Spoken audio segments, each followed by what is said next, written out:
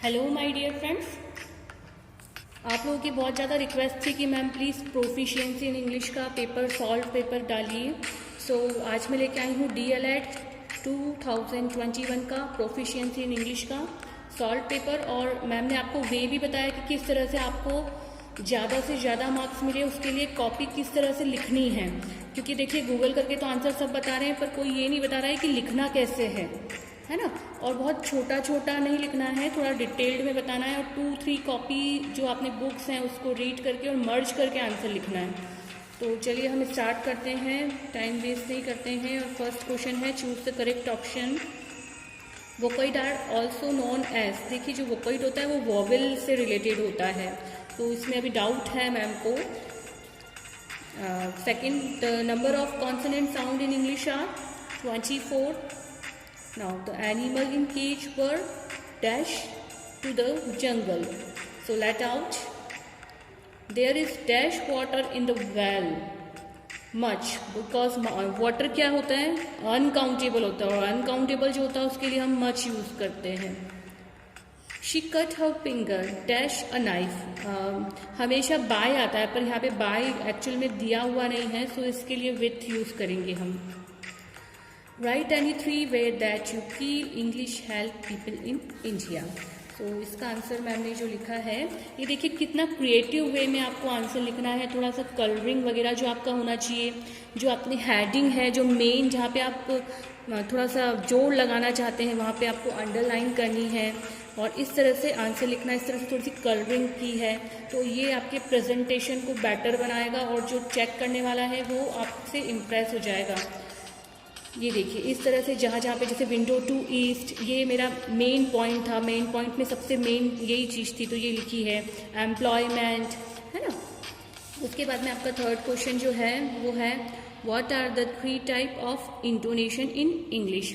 सो intonation, अब ये देखिए 2 नंबर का है, पर इसको थोड़ा डिटेल्ड में लिखना है, ऐसा नहीं कि 3 लाइन में ख़त्म कर दिया है बस, है ना। इंटोनेशन, तो सबसे पहले आप बताएंगे कि इंटोनेशन क्या होता है।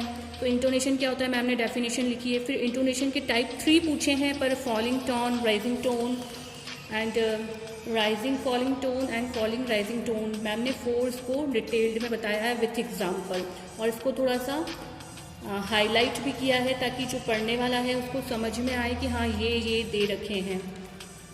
उसके बाद में जो नेक्स्ट क्वेश्चन है आपका, right the importance of silent reading. अब साइलेंट रीडिंग, मुझे बताइए साइलेंट का सिंबल कैसा होता है।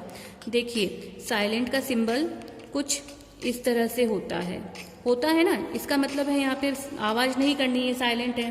तो क्या हुआ है, हमने साइलेंट के अंदर एक सिंबल बनाया है, और उसके अंदर मैंने आंसर लिखा है कि साइलेंट रीडिंग क्या होती है, और फिर इम्पॉर्टेंस लिखे हैं। इसमें भी मैम ने थोड़ा सा इसको हाईलाइट किया है। फिर उसके बाद क्वेश्चन है, how is a personal letter different from an official letter. तो इसमें आप लेटर भी बना सकते हैं, इस तरह से आप जो लेटर फॉर्मेशन होता है ना, यहाँ पे एक चीट लगा दो, यहाँ पे एड्रेस लिख दो, और फिर इसके अंदर भी आंसर लिख सकते हैं। एक तरफ जो है पर्सनल लेटर का, और एक तरफ इसके नीचे फिर यहाँ पे ऑफिशियल लेटर का। इस तरह से लिखेंगे तो बहुत अट्रैक्टिव लगेगा। और चाहे तो इसको सिंपल भी लिख सकते हैं। सबसे पहले मैम ने हेडिंग दी है, और फिर उसको डिफ्रेंशिएट किया है, और हेडिंग में मैम ने उसको हाईलाइट किया है। ये देखिए हेडिंग में हाईलाइट किया है ना। ये 2 नंबर का क्वेश्चन है, पर डिटेल्ड में आपको कम से कम 1 से 1.5 पेज भरना है। उसके बाद में है, what are the quality of good paragraph, write at least 3 of 10, है ना।